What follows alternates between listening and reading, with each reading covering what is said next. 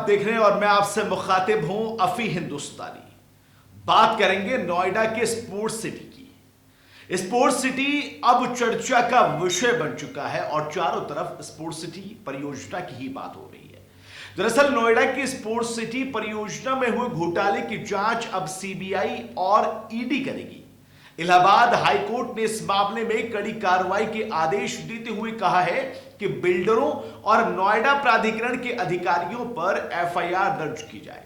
High court ने 10 अलग अलग याचिकाओं पर सुनवाई के बाद यह बड़ा फैसला सुनाया है। बिल्डरों ने ओसी और सीसी पर लगी रोक हटाने के लिए याचिकाएं दाखिल की थी, लेकिन कोर्ट ने भ्रष्टाचार और गड़बड़ियों को देखते हुए जांच का आदेश दिया।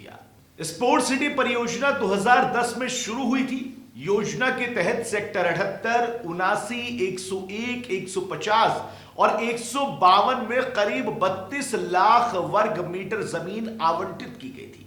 प्राधिकरण की शर्त के मुताबिक इस परियोजना में 70% जमीन पर खेल सुविधाएं विकास। प्राधिकरण की शर्त के मुताबिक इस परियोजना में 70% जमीन पर खेल सुविधाएं विकसित की जानी थी, जबकि 30% जमीन का उपयोग आवासीय और व्यावसायिक निर्माण के लिए किया जाता था। लेकिन बिल्डरों ने खेल सुविधाओं की अनदेखी करते हुए जमीन का व्यावसायिक इस्तेमाल शुरू कर दिया। अब इस मामले में हाईकोर्ट ने सीबीआई जांच के आदेश दे दिए हैं। शुरुआत में यहां सिर्फ 4 बिल्डरों को जमीन आवंटित की गई थी, लेकिन बाद में उन्होंने इसे छोटे छोटे टुकड़ों में बांटकर 84 हिस्सों में बांट दिया। 46 ग्रुप हाउसिंग प्रोजेक्ट के नक्शे भी पास कराए गए।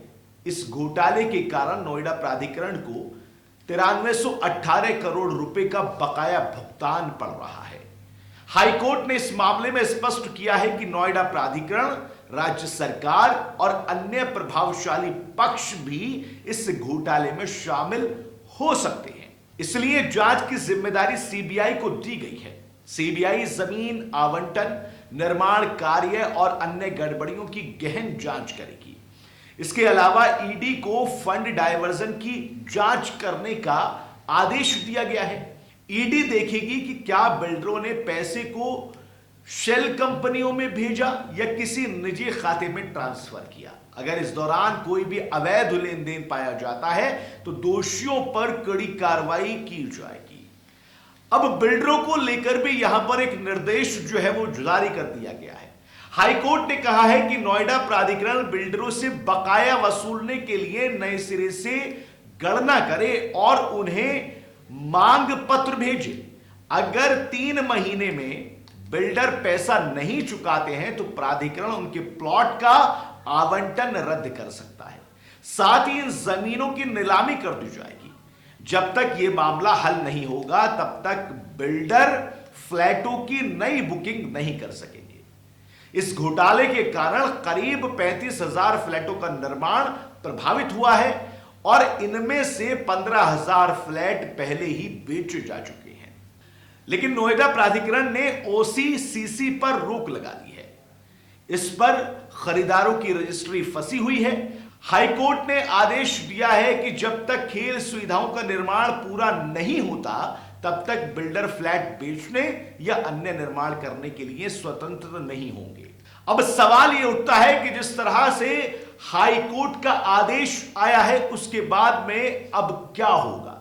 इस आदेश के बाद नोएडा प्राधिकरण और बिल्डरों के बीच हड़कंप मच गया है। प्राधिकरण को अब सभी बिल्डरों की देनदारी दोबारा तय करनी होगी। वही सीबीआई और ईडी जल्द ही अपनी जांच शुरू करेंगी और दोषियों के खिलाफ कार्रवाई होगी। इस फैसले से उन हजारों फ्लैट खरीदारों को राहत मिलने की उम्मीद नजर आ रही है जो पिछले कई सालों से अपने घर की रजिस्ट्री का इंतजार कर रहे हैं। पूरे मामले पर नोएडा प्राधिकरण के अधिकारियों की ओर से कोई भी प्रतिक्रिया अभी तक सामने नहीं आई है, लेकिन हाईकोर्ट के इस आदेश के बाद उन खरीदारों की उम्मीद बढ़ती हुई नजर आ रही है जिनके मकानों की अभी तक रजिस्ट्रियां नहीं हुई हैं। और घोटाले को लेकर जब जांच होगी तो क्या कुछ निकलकर सामने आएगा, इस पर लगातार हमारी नजर बनी रहेगी और आपको भी हम पल पल की अपडेट आप तक पहुंचाते रहेंगे। फिलहाल मेरे साथ इतना ही। देश और दुनिया की तमाम बड़े खबरों के लिए आप लगातार जुड़े रहिए नाउ नोएडा के साथ में। फिलहाल मुझे दीजिए इजाजत। नमस्कार, आदाब।